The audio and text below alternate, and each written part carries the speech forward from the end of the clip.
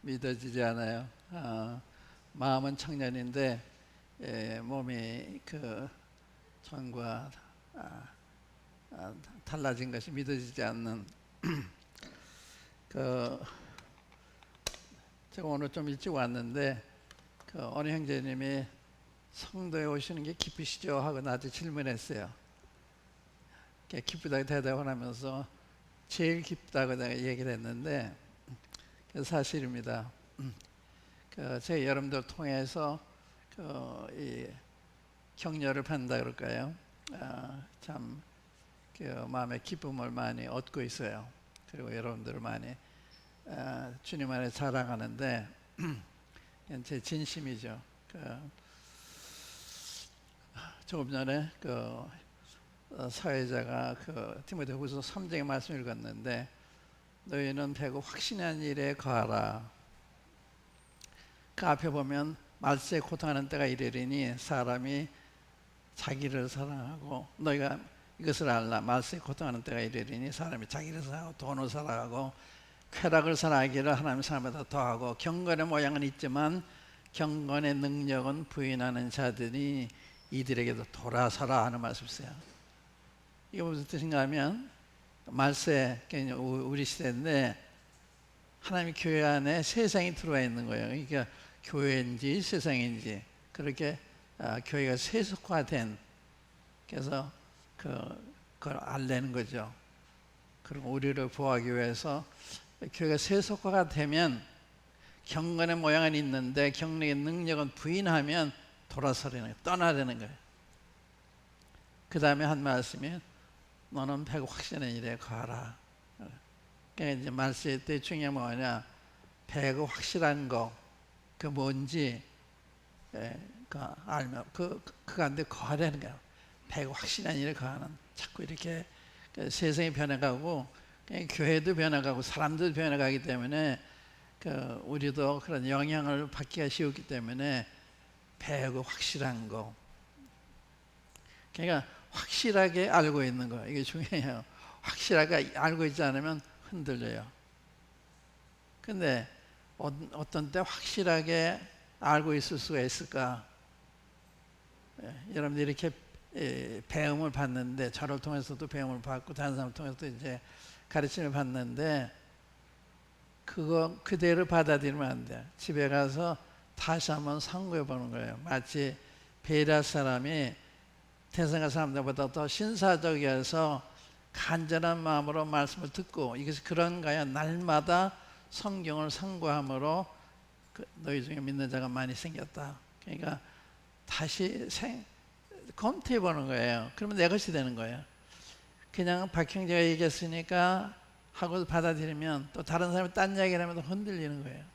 그런데 내가 성경에서 재확인해서 이 사실을 받았을 때는 박형제 얘기 들은 게 아니라 하나님 말씀 받은 거기 때문에 흔들리질 않아요. 그래서 이제 여러분들 재확인하는 이런 작업이 필요한데, 제가 이제 나이가 들면서 제일 염려하는 것이 후대들이 말씀대로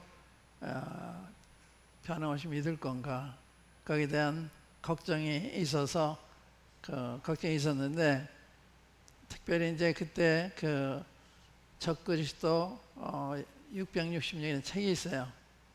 어느 목사님이 쓴 건데 계시록을 해설한 건데, 계시록을 역사적으로 해석한 거예요. 그러니까 계시록은 미래에 일어날 일인데 이미 역사에서 일어났다. 그걸 가지고 적용하는데 그럴듯해요.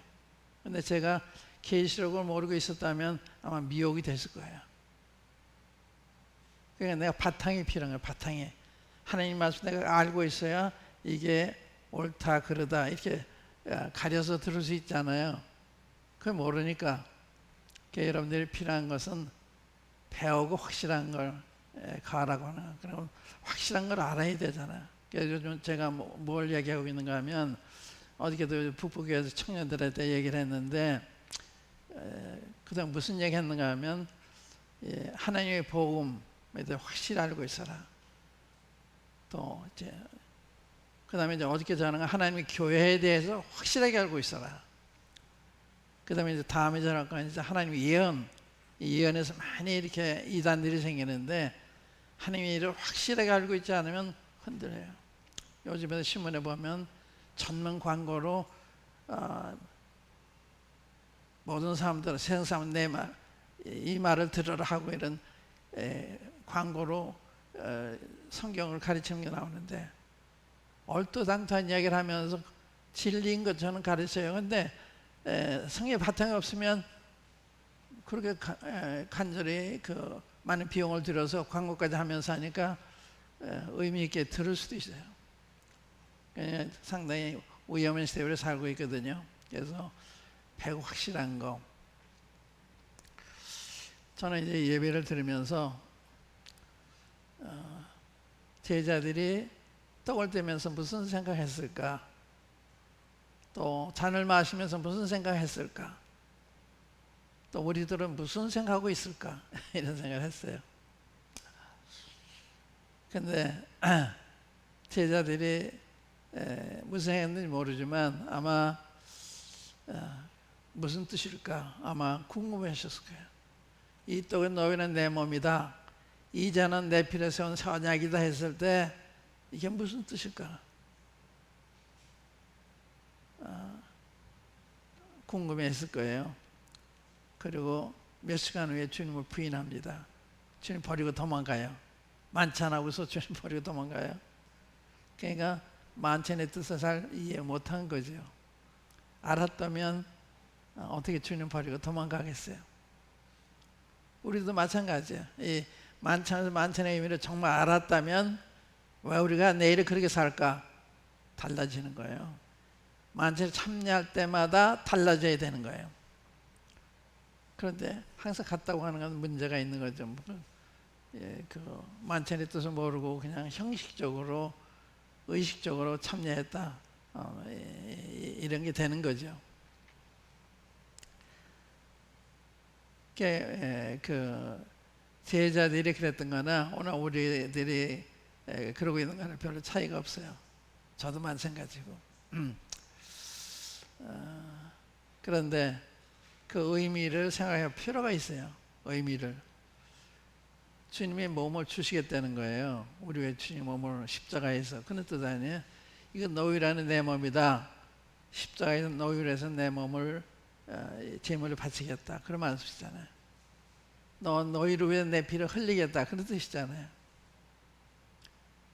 그것을 미리 이 상징을 통해서 말씀하셨게 떡을 떼고 잔을 마신 걸 통해서 말씀하셨는데 그때 주님은 제물로 주셨는데 우리는 희생 제물이 아니고 이제는 기쁨의 제사, 기쁨의 제물. 우리는 기쁨의 잔이에요. 이 잔도 주님한테는 진노의 잔이었는데 우리한테는 기쁨의 잔이잖아요. 지금 진노를 받아주셨기 때문에 우린 기쁜 거예요. 제사함 받았기 때문에 기쁜 거예요. 근데 그 구체적으로 무슨 뜻이냐? 이제 이게 중요한데 거기에 관해서 한번 제가 먼저 말씀을 드리고 다른 이야기를 계속하겠습니다. 우리 히브리서 10장 한번 열어보세요.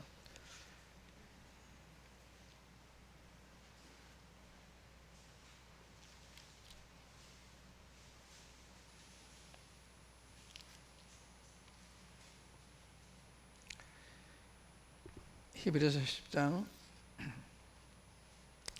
10절 말씀.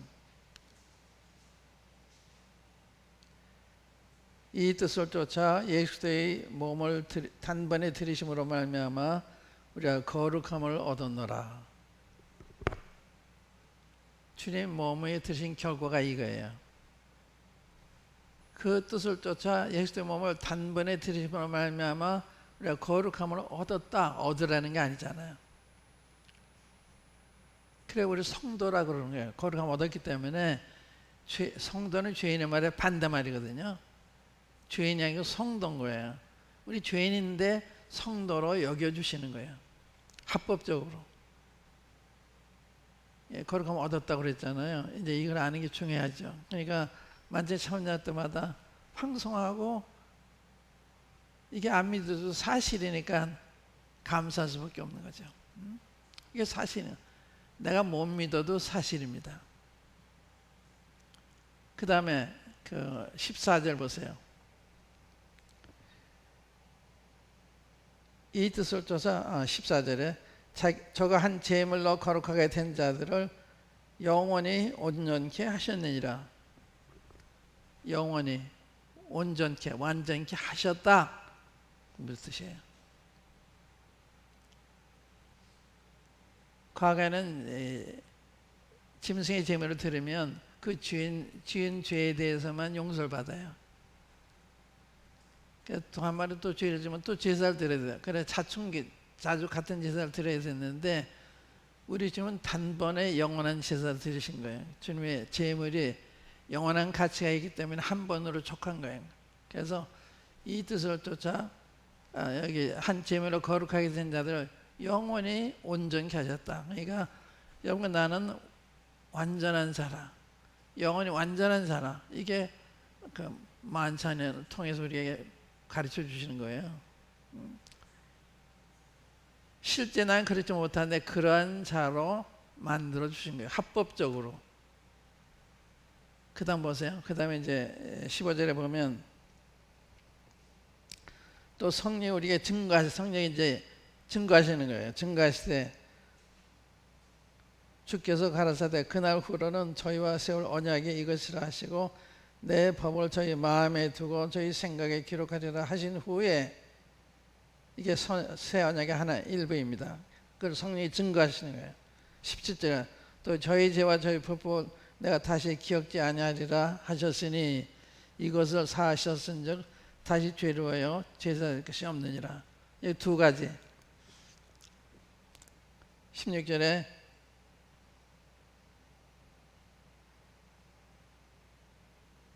저희와 세울 언약이 이것이라 하시고 내 법을 저희 마음에 두고 저희 생각에 기록하라. 이 뭐예요?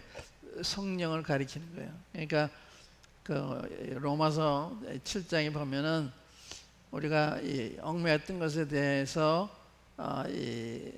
벗어났으므로 이제는 의문의 묵은 것을 섬기는 게 아니라 영의 새로운 것을 섬긴다. 그래서 이제 우리가 섬길 때는 계명을 보고 섬기는 게 아니라 성령님이 내 안에 계셔서 성령님의 사랑이잖아요. 그러니까 사랑을 따라 사는 거예요. 그래서 보면 십계명도 다 우리 삶에서 이루어지는 거죠. 사랑은 율법의 완성이니까. 사랑 안에 다 들어있는 거예요. 사랑하면 탐심을 따르지 않죠. 사랑하면 부모 공경하는 말씀을 거의 갈 수가 없죠. 그러니까 이 사랑이 우리 속에 역사하는 거, 이게 신약 생활의 원리입니다. 사랑을 따라서 사는 거, 그게 성령을 따라 사는 게 그런 걸 의미하는 거거든요. 그게 하나고요. 또 하나는 저희 죄와 저희 불법 내가 다시는 기억지 않겠다고. 결코 기억지 않, 절대로 기억지 않는다. 그런 말씀이거든요. 결코 그러면 절대로 기억하지 않는다. 그런데 우리가 기억하잖아요. 잘못하는 거예요. 우리 죄를 과거를 생각하면서 우리가 참 이런 나를 사랑해 주시고 이렇게 구속해 주셔서 생각하기 위해서 한 거는 괜찮지만 그것 때문에 괴로워하는 그건 아니다 이 말이에요. 제가 군대에 있을 때 어느 장로님이 군대 가면 불의가 많으니까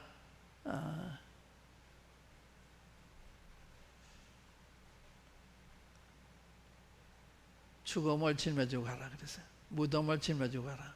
죽을 각오하고 가라는 거예요. 그래서 그 사회에서 죄와 싸우다 죽거나 군대 가서 불의와 싸우다 죽거나 주님의 예상은 마찬가지다. 무덤을 짊어지고 가라. 그 말씀 참 좋았어요. 그 무덤을 짊어지고 갔습니다. 두려울 것이 없어요. 죽음을 각오하니까 두려움이 없는 거예요. 훈련소부터 복음을 전하기 시작했어요. 훈련소부터. 또 훈련소에 갔는데 훈련 쉽게 받자고 애들이 돈을 걷더라고요. 돈을 걷어서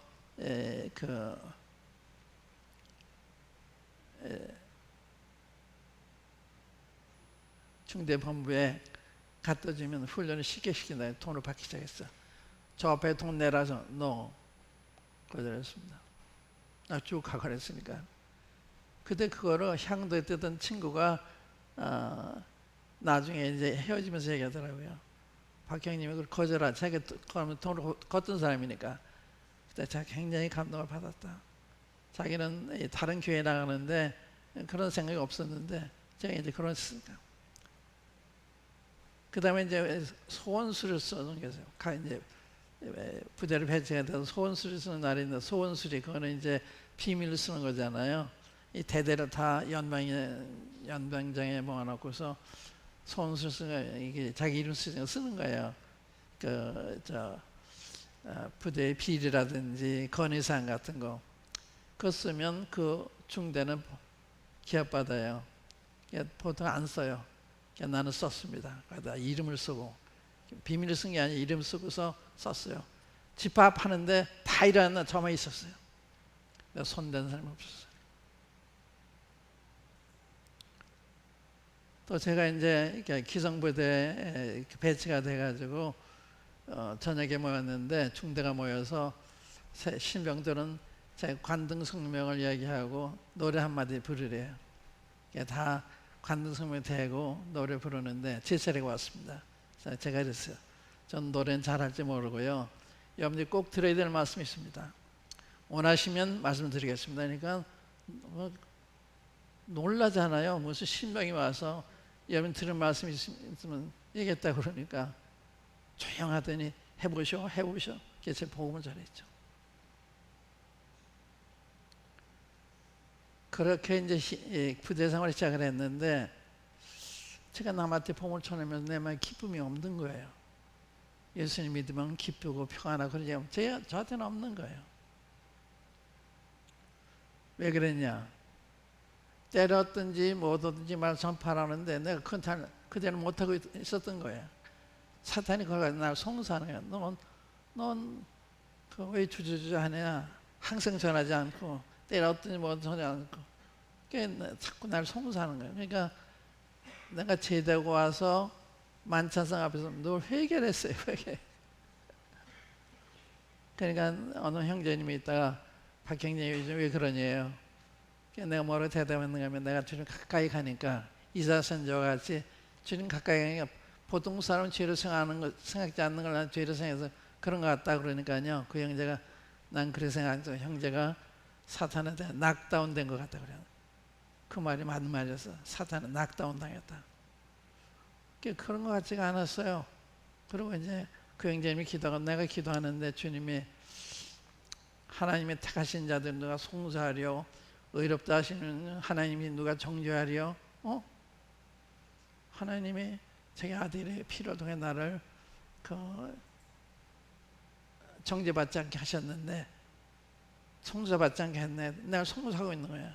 이건 주님의 피에 대한 모독이라구나. 그때 내가 해방을 받았어요. 그래서 자꾸 날 송사하고 그런 데로부터. 근데 많은 사람들이 사탄의 송사를 받죠. 자기 연약에 대해서 사탄이 하는 거예요. 주님은 절대 송사하지 않습니다. 절대 정죄하지 않습니다. 주님이 가늠하다 잡힌 여인에 대해서도 나도 널 정죄한다 그러잖아요. 정죄하지 않는다. 가서 다시는 죄를 받지 말아라. 근데 우리가 마음에서 자꾸 송사하고 정죄하고. 저희 독일에 가서요. 이 사역자들 모인 데 갔는데 전 처음 갔는데 제가 한국에서 왔다 그러니까 너무 한마디 할 거 있으면 하래요. 난 갑자기 부탁받고 한 게 아니고 갑자기 현장에서 이야기를 해서 제가 나가서 전 준비된 말씀은 없고 내가 오늘 말씀 읽다가 깨달은 이야기를 드리겠습니다. 하나님이 우리를 위하시는 분인 걸 내가 알게 됐습니다. 하나님이 우리를 위하시면 누가 우리를 대적하리요. 형제를 위하는 사람은 하나님 편에 있는 사람이고 형제를 대적하는 사람은 사탄 편에 있는 줄을 깨달았습니다. 그 얘기를 했어요. 그 얘기만 했습니다. 그날 거기서 다른 도시에 갔는데 거기에 참석한 사역자가 그 도시에 와서 만나게 됐어요. 그때 그 이야기를 들으면서 굉장히 감동을 받았다고 그래요. 그러니까 우리가 이제 그 신앙생활할 때 주님 말씀 따로 내 생각도 아니죠. 이게 얼마나 거룩함을 얻었다. 영원히 온전케 됐다. 너희 죄를 다시는 기억지 않겠다. 그걸 믿으시면 항상 자유하시고 항상 기쁘시고 항상 담대하시고 사탄을 송살해요. 계시록 12장에 가고 보면 밤낮 형제들을 참소하는 자가 쫓겨났다. 사탄은 밤낮 형제 참소하는, 자기 속에서 참소하고 다른 형제들을 통해서 참소하고, 그게 사탄의 역사예요. 그러니까 여러분 남을 비방한다든지 그런 건 사탄의 일을 하는 거예요. 내가 나 자신을 비방하고 나 자신 남을 해도 사탄의 일을 하는 거예요. 주님은 자기 희생하심으로 나를 영원히 온전케 하셨는데, 그 죄를 다시는 기억지 않겠다고 하셨는데 그렇지 않잖아요.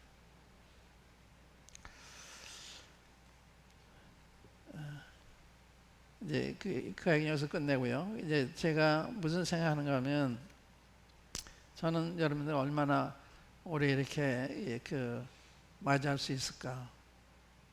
난 어느 모임에 가도 이게 마지막일지 모른다. 마지막 가능성이 많죠. 제가 나이가 있으니까. 그래서 여러분들에 대해서도 내가 얘기하지만 다음 수요일에 못 올 수도 있어요. 주님이 날 데려가서 못 오잖아요. 그러니까 제가 급한 마음이 있습니다. 여러분한테 들려줄 이야기는 많은데 시간은 제한되어 있고, 그래서 제가 이제 간단히 몇 말씀 드릴게요. 첫 번째, 그리스도인의 정의가 뭐냐? 어떤 사람이 그리스도인이냐? 여러분들 그리스도인이 누구냐 물으면 여러분 뭐라고 대답하시겠어요? 그리스도인과 아닌 사람은 어떻게 구분해요? 구원받은 사람 아닌 사람 어떻게 구분해요? 그 구분은요, 기본적인 그 구분은 성령을 모셨냐 안 모셨냐 그거예요. 로마서 8장 9절에 보면 누구든지 그리스도의 영이 없으면 그리스도의 사람이 아니라, 그리스도의 영이 없으면 크리스찬이 아니에요. 그게 정의예요. 그리스도의 영을 모셨으면 크리스찬이고 아니면 아니고. 이제 상담할 때도 이 사람이 복음을 잘 깨달아 이게 아니고 그 안에 성령이 들어와 계시냐 그걸 보셔야 되는 거예요. 이론적으로 복음을 다 깨달았는데 성령이 안 들어와 계실 수도 있어요. 지식적으로 받았기 때문에. 그래서 저는 침례생활할 때 복음을 얼마나 정확히 깨달아 그걸 여쭤요. 성령이 이분 안에 들어왔나? 어떻게 체크하느냐? 성경 얼마나 읽었습니까? 물어요. 그럼 거듭난 사람, 성령을 모신 사람은 성경 읽으면서 깨달은 게 많아요. 할 얘기가 많아요. 그런데 성경 별로 안 받습니다. 문제가 있는 사람이에요. 어린애가 갓난아기 할 때 엄마 젖을 얼마나 먹었냐 그러는데 별로 안 먹었습니다. 이게 말이 됩니까? 하루에도 몇 번씩 주야로 엄마 젖을 먹어야 배고픈 걸 면하잖아요. 그래서 생명의 조건권 하나는 먹는 거예요. 먹는 거. 먹는 것에 대한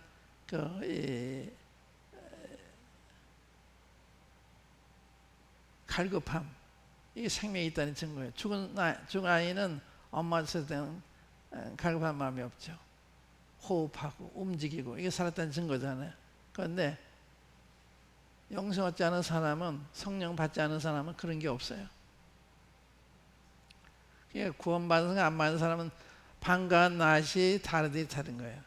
성령님을 모셨냐 안 모셨냐, 성령을 따라 사느냐 안 따느냐, 천지 차이인 거예요. 그런 데서 구별을 해야 되는 거예요. 우리 자신을 볼 때 그런 거 보고서 내가 성령 안에서 행하고 있는지 육신을 따라 행하고 있는지 그걸 알아야 되는 거거든요. 그거 뭐만 하니까 이것도 아니고 저것도 아니고. 그래서 그리스도의 정의, 교회의 정의는 뭐예요? 교회의 정의예요. 구원받은 성도들이 모인 게 교회잖아요.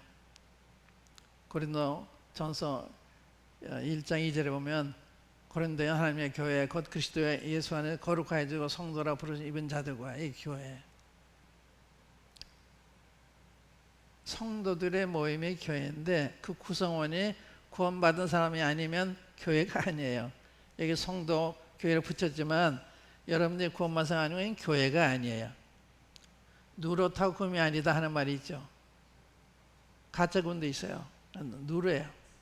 누런 걸 보고 나는 교회 간판 붙였다 교회가 아니에요. 교회라고 주장한다 교회가 아니에요. 구성원이 구원받은 사람들이 아니면 교회가 아니에요. 그게 교회 정의 중에 일부입니다. 그 다음에 세 번째로 예배가 뭐냐? 예배의 정의. 만찬에 참여하는 게 예배냐? 설교 듣는 게 예배냐? 뭐가 예배예요? 예배는 하나님께 드리는 거예요. 드리는 거. 듣는 게 아니고 달라는 게 아니고 하나님 앞에 드리는 거. 하나님 어떠하심에 대해서 그분을 높이고 찬양하고 감사하고 그게 예배예요. 근데 그 예배가 다 혼동이 돼 있잖아요. 설교 듣는 걸 예배라고 생각하는 거예요. 전도는 대상이 믿지 않는 사람이죠. 또 성경 공부 시간은 믿지 않는 사람과 믿는 사람이 대상이에요. 기도는 달라는 거예요. 예배는 대상이 하나님입니다. 하나님 드리는 시간. 그래서 그 계시록 4장 5절에 보면 그 24장로들이 하나님 앞에 엎드려 이 면류관을 주님 앞에 던지면서 주님은 존귀와 영광과 권세를 받으시 합당하십니다. 그 예배예요. 주님한테 주님 어떠하심을 찬양하는. 그러니까 이렇게 혼동이 됐어요. 예배, 교회가 뭔지, 그리스도인이 뭔지. 이게 확실히 여러분들이 정리가 되면 그 기준에서 이제 사람들 볼 수 있잖아요. 그 기준에서 교회를 볼 수 있잖아요. 또 예배를 그 기준에서 판단할 수가 있잖아요. 이게 지금 혼동이 되어 있는 거예요.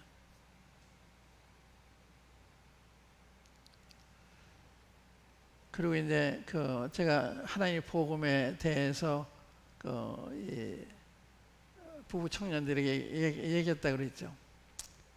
하나님의 복음, 하나님의 복음이 뭐예요?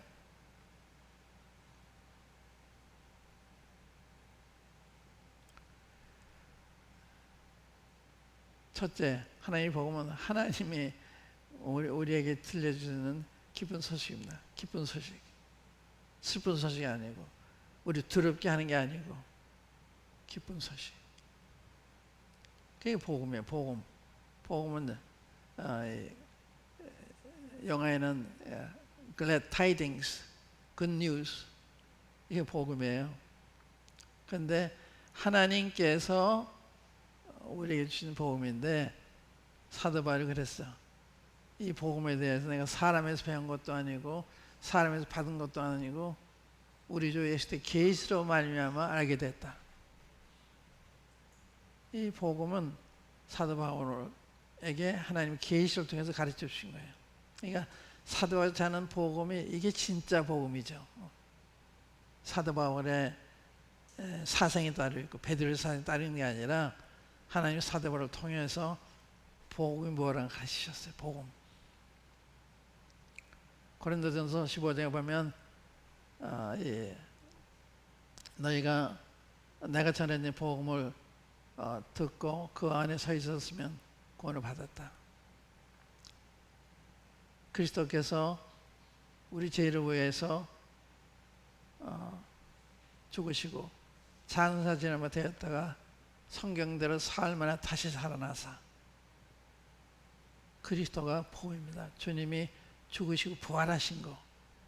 죽으시면 하면 안 되잖아요. 부활하셨어야지. 죽으시면 안 돼서 소망이 없죠. 주님 다시 부활하셨어요. 그러니까 복음은 부활에 반드시 내용이 들어가는 거죠. 왜 죽으셨느냐? 우리 죄 때문에. 왜 부활하셨냐? 오히려 의롭다 하시기 위해서. 주님 우리 죄를 완전히 속하셨다는 증거로 주님이 부활하신 거예요. 죄sak은 사망이기 때문에 우리 죄를 속하지 못하셨다면 부활을 못하시는 거예요. 다시 말하면 그리스도가 복음입니다. 여러분 전할 때 뭘 전하냐? 그리스도를 전해야 되는 그리스도. 예수 그리스도를 전해야 되는 어떤 사람들은 주님이 행하신 일만 전해요. 예수님이 당신의 과거, 현재, 미래 다 죄를 가져갔으니까 믿기만 하면 된다. 그것도 사실이죠. 그러나 그걸 믿어도 도대체 예수 믿는지 모르면 예수님에 대해서는 믿어지지 않는 거죠. 그러니까 예수님을 믿으면 그걸 몰라도 괜찮아요. 예수님을 몰라도. 구원받는 지장이 없어. 예수님 믿으면 구원받는 거예요. 그래서 주 예수를 믿어라. 그럼 너와 내 구원받는다. 그렇잖아요. 예수님 믿어 구원받고 영생 얻는 거거든요. 행하신 것을 깨달음으로 되는 거 아니야. 그건 후에 깨달을 수도 있어요. 그래서 그리스도를 전해야 돼요. 근데 요즘은 그리스도 안 전하고 쉽게 얘기를 해요. 많이 설득하고 싶어서. 당신이 다 가져가셨습니다. 한번 그 경로 캠프에 가서 어느 형제님이 그걸 전해서 그렇게. 그 다음에 이제 마지막 날 그 간증하는 시간이 있는데 간증 내용이요. 천편일률적이었어요. 그거는 그런 게 아니에요. 사마리아 여인의 간증이 다르고 또 니고데모의 간증이 다르잖아요. 니고데모 어떻게 공부받아요? 거듭난 말씀상에서. 사마리아 여인은 성령님을 통해서. 그러니까 사람의 사정이 다르기 때문에 구원만 정황은 달라요. 그러니까 주님을 통해서 받는 거죠. 간증이 똑같으면 안 되는, 달라야 되는 거예요. 우리 사정이 다르니까. 처방도 의사가 내릴 때 그 병에 따라 처방을 내리잖아요. 첩배일률적으로 그냥 똑같은 걸 약을 줘서 되는 게 아니잖아요. 그래서 전도할 때도 마찬가지예요.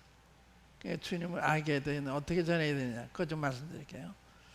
우리는 안내자입니다. 안내자. 전도는 길을 가르쳐 주는 사람이에요. 우리가 구원받게 할 수가 없습니다. 구원받는 건 죽은 사람을 살리는 거거든요. 소경을 눈뜨게 하는 거거든요. 우리 못해요. 그걸 할 수 있는 분이 주님밖에 안 계세요. 그러니까 주님한테 가서 부르짖도록 해야 되는 거예요. 그 장면 하나 보여드릴게요. 누가복음 18장 한번 열어보세요. 누가복음 18장.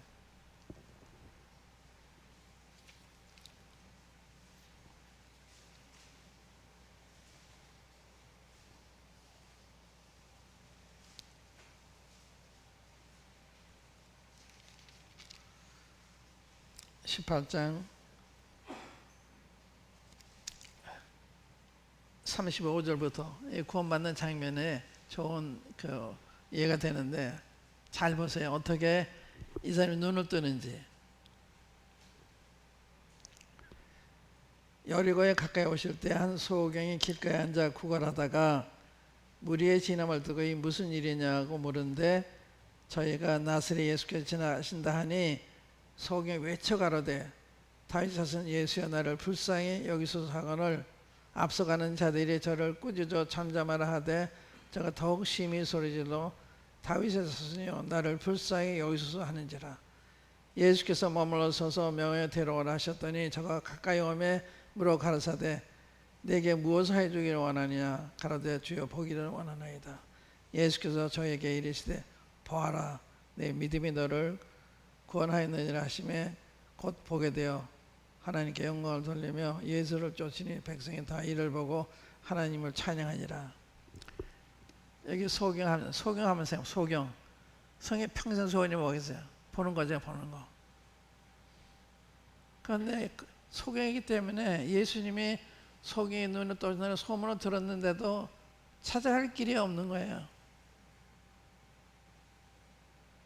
이게 거지가 됐어요. 근데 어느 날 생각지도 않게 사람들이 웅성대니까 이거 무슨 일이야 물어보니까 나사렛 예수님이 지나가신다. 얼마나 키가 번쩍 뛰었겠어요. 왜 키가 번쩍 뛰었어요? 소경이니까 예수님 고쳐줄 수 있는 분이니까 평생 만나기 원했던 분을 만난 거예요. 그래서 외쳤어요. 다윗 자손 예수님을 불쌍히 여겨주세요 했어요. 이게 필요한 겁니다. 이게. 2번 그랬는데 내 믿음이 널 구원했단 말은 그걸 가리켜요. 믿는다는 말 한 번도 안 했어요. 그런데 내 믿음이 널 구원했다는 게 뭐예요? 날 불쌍하게 하는 그 이야기죠. 나를 불쌍하게 달라고 그러니까 앞서가는 자들이 참 불쌍히 여기서 예수 앞에 데려다 주면 좋을 텐데 시끄럽다고 잠잠하라 그런 거예요. 그러니까 어떻게 더욱 소리 질렀다. 왜?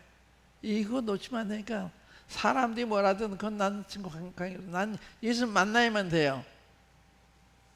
그 2번 자서에 주님이 가던 길을 멈추셨습니다. 하나님을 걸음을 멈추게 한 거예요. 그 부르짖음이.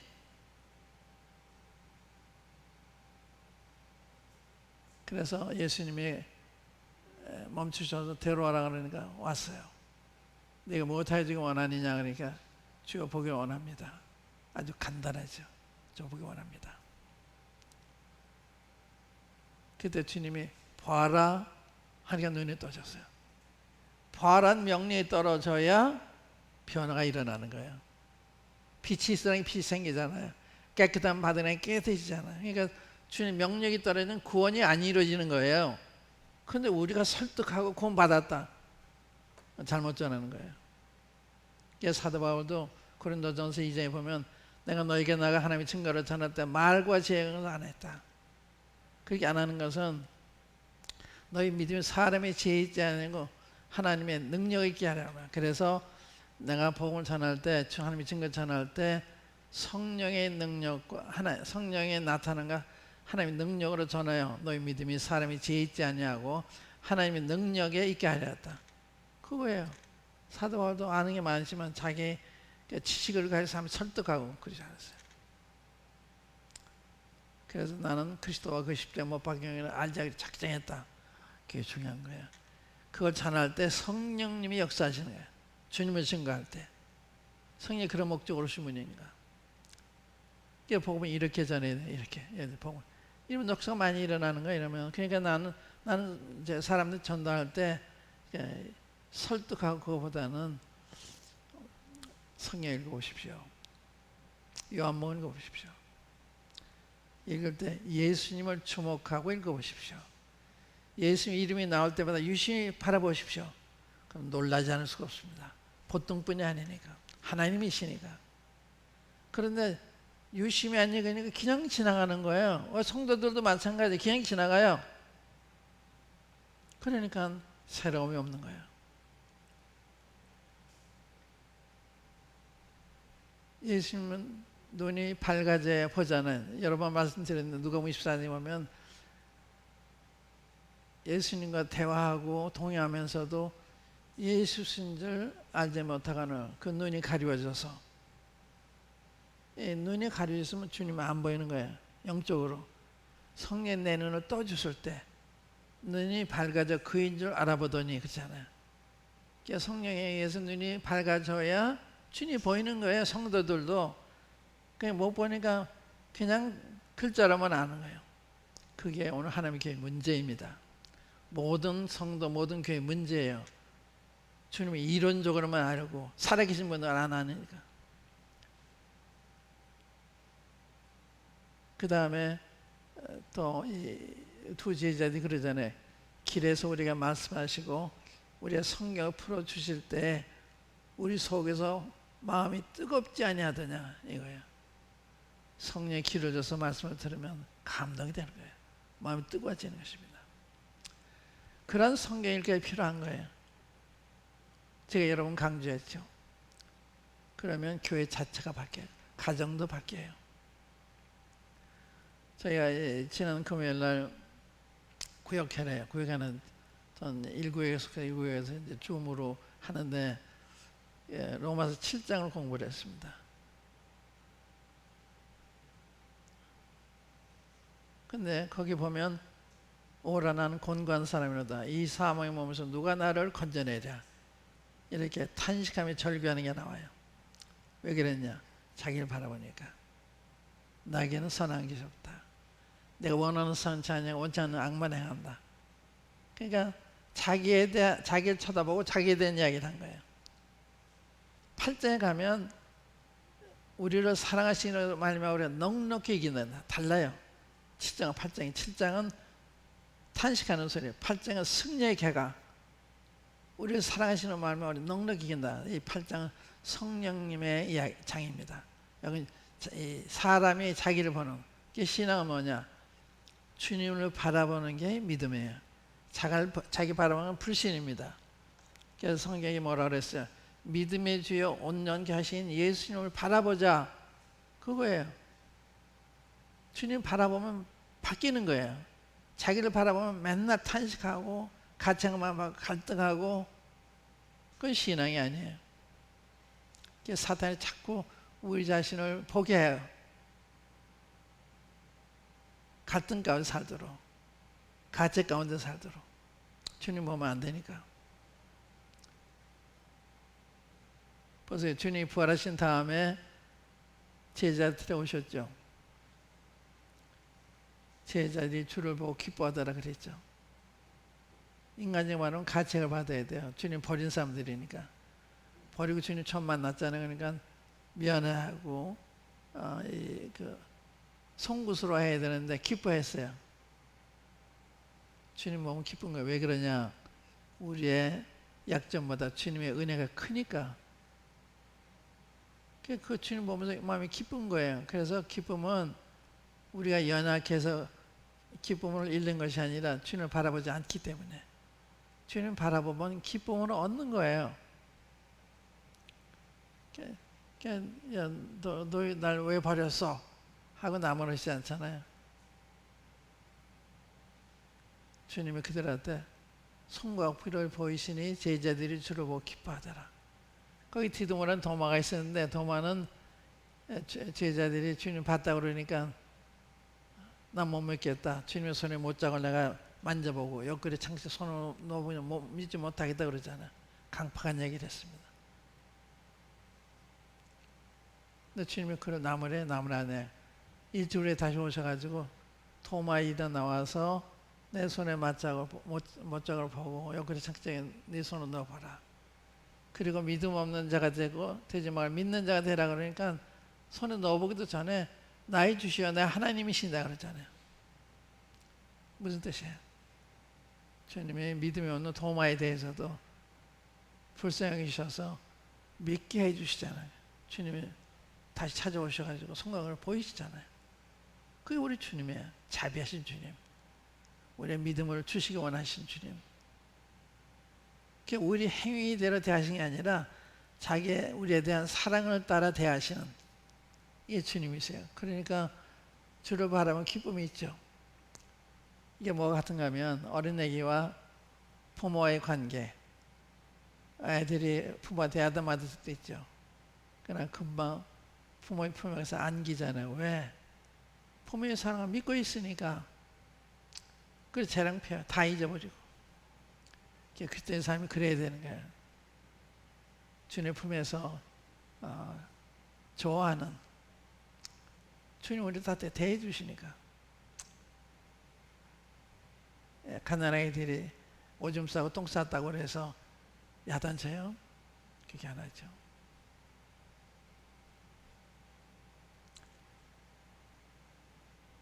우리 그리스도인들이 기쁨을 잃은 거, 평화를 잃은 거, 담대함을 잃은 거, 이게 문제잖아요. 주님 안 바라보니까. 주님 바라보면 그게 우리한테 오는 거예요. 어떻게 바라보냐? 성경 읽어야죠. 성경에 주님을 보잖아요. 성경 읽고서 주님 바라볼 수는 없어. 상상을 바라보는 게 아니야. 읽으면은 주님 어떤 분인가 보게 되니까 담담이 생기고 기쁨이 생기고 감사함이 생기고. 주님을 생각해야 돼. 나 생각하면 안 돼요. 어떤 생각을 했어? 연탄을 아무리 물고 씻어봐라. 검은 물만 나오지. 연탄 아무리 물고 씻어보세요. 검은 물만 나와요. 우리 마음이 그렇습니다. 마음보다 심히 거짓되고 부패한 사람의 마음이라. 누가 그걸 알려만은 그러잖아. 우리 마음이 심히 부패하고 거짓된 거예요. 여기를 보면 안 돼요. 주님 바라봐야지. 이런 나를 사랑하신 주님, 이런 나를 위해서 피를 흘리신 주님, 이런 나를 위해서 부활하신 주님, 하나님의 보좌 앞에는 나를 기도하시는 주님. 요한 17장 보시면 주님이 그 제자들을 위해서 기도하시잖아요. 아버지 앞에 얘기하는데 한마디도 제자들의 약점을 얘기 안 했어요. 바로 몇 시간 후에 주님 버리고 도망가서 아시면서도 그런 얘기 안 했어요. 저들이 알았습니다. 믿었습니다. 저들을 통해 내 영광을 받았습니다. 그러시잖아요. 주님이 하나님 보좌 앞에 우리 위해서 그렇게 기도하시는 거예요. 그러니까 주님은 여기 땅에 계실 때나 십자가에 계실 때나 부활하신 후에나 승천의 지금이나 똑같으세요. 우리 주님은 어제나 오늘 영원토록 동일하시다 그랬죠. 동일하세요. 그 주님 잃어버리면 안 돼요. 그 주님 바라봐야 되는 거예요. 그 주님을 바라보도록 해줘야 되는 것이고. 그래서 우리 전도할 때 그리스도를 전파하는 거다. 그리스도를 알게 되는 그걸 우리는 안내자예요. 성경을 안내해서 주님을 믿을 수 있도록 도와주는 그 소경인 걸 아니까 그렇게 간절히 주님을 찾았잖아요. 주님 만났을 때 외치잖아요. 주님 물었을 때 보기 원합니다 그러잖아요. 그렇게 돼야 구원받을 수가 있는 거예요. 그러니까 그 과정을 잘 밟아주는 게 필요한 거죠. 그런데 성경에 주님 발견하면 그거 다 발견이 되는 거예요. 내가 이런 죄인인데 다 발견이 되는 거예요. 그래서 주님한테 안내하는 게 우리 역할이다. 그리고 누가 18장 이런 말씀을 통해 가지고 이렇게 주님 만날 수가 있다. 당신이 죄인인 거라면 주님 앞에 가서 죄를 자백하면 나 용서해달라 그러면 용서해 주신다. 그리고 그 증거로 성령을 주시는 거예요. 그러니까 아는 거예요. 주님이 나를 받아주신 걸. 이게 이제 복음은 그렇게 전해야 된다. 복음은 그리스도다. 그리스도를 전파해야 된다. 그 얘기하는 거예요. 그 다음에 그 하나님의 교회. 하나님의 교회는 뭐냐? 사람의 교회가 아닙니다. 성도에 있는 하나님의 교회예요. 성도에 있는 성도교회가 아니라 인전 성도에 있는 하나님의 교회. 이 교회라고만 하는 거하고 하나님의 교회라고 하는 건 천지 차이예요. 요한복음에 보면 유대인의 명절인 유월절이 가까웠다. 그게 구약에는 여호와의 절기예요. 여호와의 절기인데 사도 요한이 요한복음을 기록하면서 유대인의 명절이라고 그랬어요. 왜냐면 하나님이 절기를 지키고 있는 게 아니에요. 자기도 관습대로 하고 있으니까 유대인 명절이라고 한 거예요. 그들은 상당히 모독적입니다. 그러니까 하나님의 교회도 이게 하나님의 교회인데 사람의 교회처럼 생각하니까 하나님의 교회의 품위를 몰라요. 하나님의 교회의 존엄성을 몰라요. 그러니까 하나님 교회를 어떻게 생각하셨어요? 하나님 교회를 사랑해서 피 흘려서 사셨잖아요. 그러니까 자기 자신을 희생할 만큼 사랑하는 게 하나님의 교회에 대한 생각입니다. 그러니까 하나님의 교회는 너무나 소중한 거예요. 하나님 피로 사신 저 교회를 치게 하셨다고 그러잖아요. 그게 소중한 게 교회입니다. 하나님이 너무 소중한 거예요. 그럼 사도 바울은 어떻게 보시죠? 그 다음에 이제 그 얘기 전에 사도 바울이 주님이 그러시잖아요. 사울아 사울아 내가 왜 나를 핍박하냐 그러잖아요. 왜 내 제자들이 핍박하냐 그러지 않고 나를 핍박하느냐. 그래서 사도 바울이 교회를 거기서 깨달았어요. 아, 제자들이 주님이로구나. 여러분이 주님인 거예요. 주님 몸이 지체니까 몸과 머리가 떨어져 있는 게 아니잖아요. 그래서 주님은 여러분을 자신처럼 생각하는 거죠. 왜 나를 핍박하느냐. 또 마태복음 25장에 보면 주님 내가 줄일 때 너희가 먹을 걸 갖다 줬고 목마르다 마실 걸 갖다 주고 헐벗었다 옷을 갖다 주고 그러냐. 언제 그랬습니까? 그러니까 내 형제 중에 지극히 작은 자는 곧 내게 한 거다.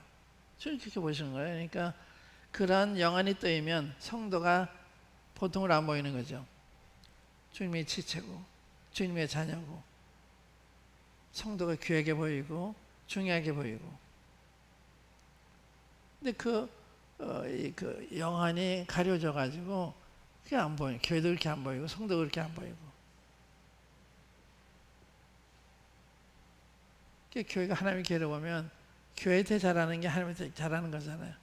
교회에 대해 잘못하는 게 하나님한테 잘못하는 게 교회에 헌신하는 게 주님에게 헌신하는 것이고 우리 성도를 돌아보는 게 주님을 돌아보는 것이고 그러한 기준에서 신앙생활을 하는 거예요.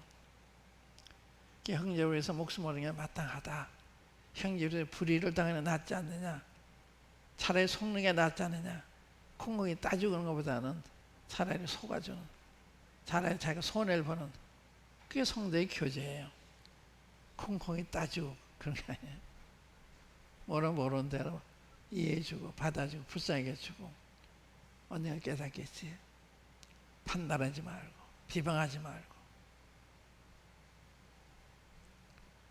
하나님의 교회는 하나님한테 너무 소중한 거다.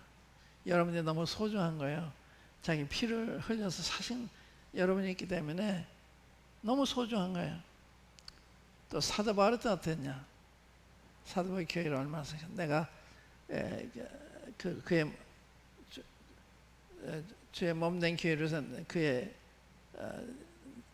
그의 몸된 교회에서 고난은 내 육체에 채운다는 말씀이죠. 고로새서에 그의 몸된 교회에서 그때 남은 고난을 그의 몸된 교회로 내 육체에 채운다.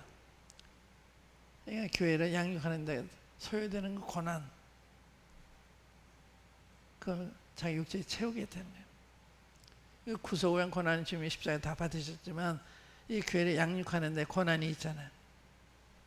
그거는 자기 육체에 채우겠다. 이렇게 사랑한 거예요. 또 이건 찾아보세요. 고린도후서 12장 한번 열어보세요.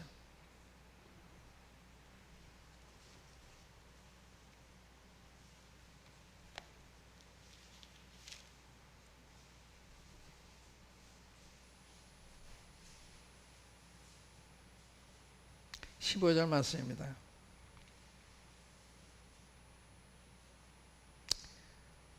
고린도후서 12장 15절. 내가 너희를 위하여 크게 기뻐함으로 재물을 허비하고 또 내 자신까지 허비하리니 너희를 더욱 사랑할수록 나는 더 사랑을 받겠느냐. 지금 이렇게 하는데도 고린도 성도들이 거짓 교사들의 이 미혹을 받아가지고 사도 바울은 사도가 아니라고 막 그런 때예요. 그래서 사도 바울이 변명하는 이야기죠. 내가 너희 영혼을 위하여 크게 기뻐함으로 재물을 허비하고 내 자신까지 허비하리니. 이게 사도 바울의 교회에 대한 생각입니다. 성도교회는 그런 교회예요. 계시록에 보면요, 주의 날에 내가 성령이 감동하였더니 뒤에서 나팔소리 같은 소리가 나서 내 보는 것을 책에 기록하라. 서서 7 교회에 보내라 그러잖아요. 에베소, 서머나, 버가모, 두아디라, 사데, 빌라델피아, 라오디게에 7개 보내냐. 이게 무슨 뜻이에요? 7은 완전 숫자입니다. 대표적으로 7 교회를 썼는데 그 가운데 성도교회도 들어있는 거예요. 이것을 써서 인정 성도교회 보내라. 거기에 포함된 거예요. 그렇게 읽어야 되는 거예요. 그렇게 지역교회를 주님이 기억하시는 거예요. 그 다음에 돌이켜 보니까 그 7교회 사이에 인자 같은 이가 걸어 다니잖아요. 주님은 우리 가운데 거하시는. 두세 내 이름은 모인 건데 그들 중에 있는 주님 우리 가운데 계신 거예요. 믿음으로 그걸 아는 거예요. 그래서 경외하는 마음으로 모임생활을 하는 거거든요. 일어선교회도 사람마다 두려워하는 데 그러잖아요. 그래서 성령의 역사하는 교회는 하나님에 대한 경외심, 그런 품위가 있는 거예요. 말을 함부로 하고 그런 데가 아니죠. 그 다음에 주님이 7 큰 촛대를 보이셨죠. 금은 뭐예요? 하나님이란 말, 하나님. 그러니까 이 교회가 이 금촛대처럼 매우 귀중한 신적인 촛대란 말은 생명의 빛을 비추는 사명이죠. 그래서 우리가 이제 이 교회에 대한 걸 이렇게 쭉 상가다 보면 기술에 가서 이제 그런 교회를 보는 거거든요. 우리의 눈에 가려져 있는데 주님이 사도 요한이 주의 날에 성령에 감동했을 때 본 거예요. 그래서 성령에 감동해야 그렇게 보이는 거예요. 아, 주님이 우리 교회들이 기억하시는구나. 우리 교회에게 이 편지를 보내셨구나. 계시록을 보내셨구나.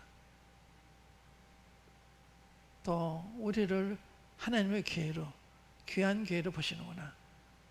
우리가 생명의 빛을 비추기를 원하고 계시는구나. 이런 걸 깨닫는 거예요. 그 다음에 4장에 가면 이 교회가요, 휴거가 됐어요. 휴가 돼서 24 장로의 모습으로 한나라 법정에 나타나 있어요. 이 무슨 교회가 휴거돼서 나중에 세상을 심판하고 천사 심판하는 그러한 일을 하기 위해서 지금 그 계속 사장에 하늘의 법정에 하나님과 더불어 우리가 거기에 나타나 있어요. 그래서 우리는 벌써 휴거가 돼서 하나님 법정에 가 있는, 우리가 장차 세상을 심판하고 천사들을 심판할 이런 권세 가진 믿으지 않으시죠? 세상의 판검사들은 하나도 부러울 것이 없죠.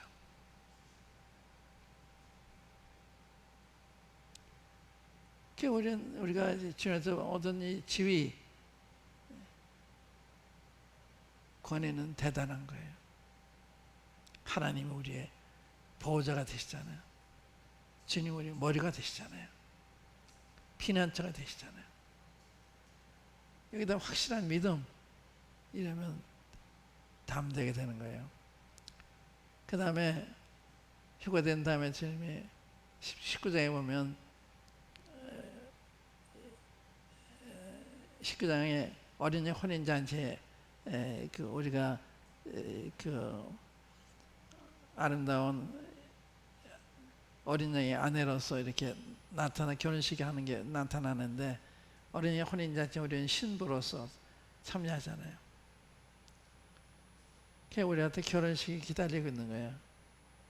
우리 주님, 우리 신랑이시고 우리는 그 신부가 돼. 그래서 주님이 만왕의 왕이시니까 우리는 그 영부인이 되는 거예요. 영부인이 우리 주님 때문에. 그래서 그것이 그리스도와 함께한 후사라고 하는 뜻이에요. 로마서 8장에 너희가 후사면 곧 하나님 후사여 그리스도와 함께한 후사니, 그러니까 그리스도와 함께 후사라면 그리스도와 함께 상속받을 자다 이 말이에요. 하나님의 영광, 하나님의 권세 상속받는, 그런 우리를 생각할 때 얼마나 우리가 존귀한 자가 된 거예요. 그 다음에 19장 후반에 보면 주님 백마를 타고 올 때 우리가 주님과 함께 재림이에요. 재림. 지성의 재림을 하거든요. 그런 것이 계시록에 우리의 장래에 대해서 기록된 거예요. 교회가 앞으로 어떻게 될 거냐. 그건 너무 놀라운 거죠. 그러니까 여러분들이 세상에서 없어도 괜찮아요. 장차 내 신분이 이렇게 영광스러운 거니까.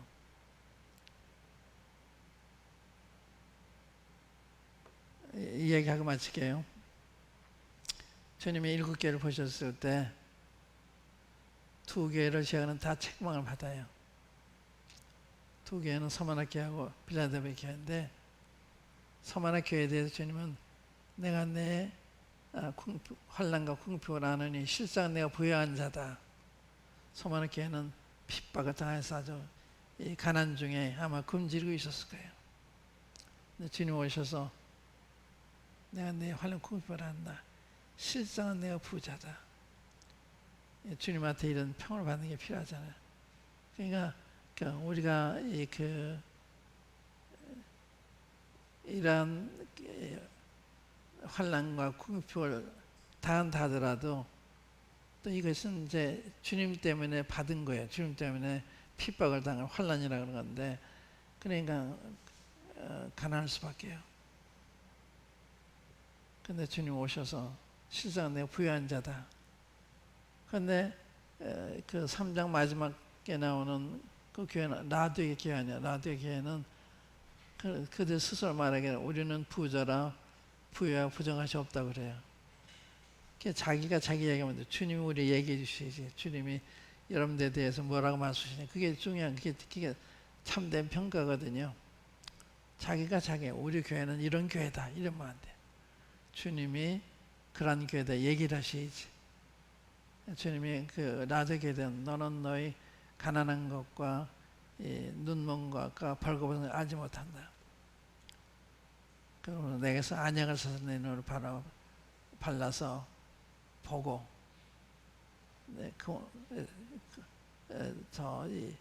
새 옷을 사서 너를 벌거벗은 것을 입혀서 부끄러움을 면케하고, 그런 말씀 나오잖아요. 이 안약은 성령님이에요. 그러니까 성령이 우리의 역사하셔야 제대로 보이는 거예요. 그래서 하나님의 교회에 대한 여러분 얼마나 주님 우리 기억해 보시나, 또 우리가 어떤 것을 예배하고 계시나, 이런 거 이제 생각할 필요가 있죠.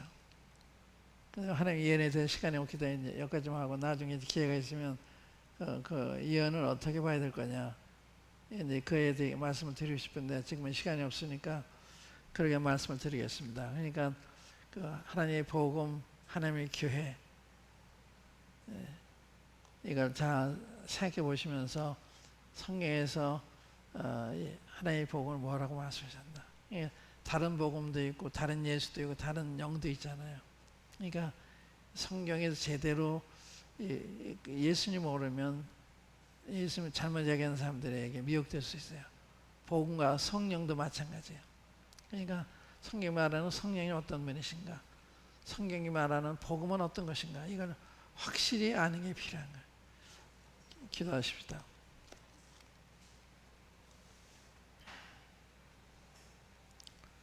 아버지 하나님, 저희들이 무엇인가인데 저희들을 사랑하셔서 저희들 위해서 아드님을 보내시고 십자가에서 저희들 대신해서 희생을 당하셨나이까. 또한 성령을 보내셔서 저희들의 마음을 거듭나게 하사 새 사람이 되게 하시고, 또한 영안을 밝혀주셔서 주님을 뵙게 하시고 주 음성을 듣게 해주셔서 이게 저희들을 변화되게 하시고 이 길을 가게 하셨는지 저희들이 감사한 마음을 다 피할 길이 없는 것을 고백하나이다. 아버지 하나님, 이 성도교회를 이렇게 영적으로 축복해 주셔서 주님을 잘 나타내는 교회가 되도록 계속 이 교회 안에서 교회를 통해서 역사해 주시기를 바랍니다. 주의 말씀을 감사하고 이 모든 것을 주 예수도 이름으로 아버지 하나님께 기도합니다. 아멘.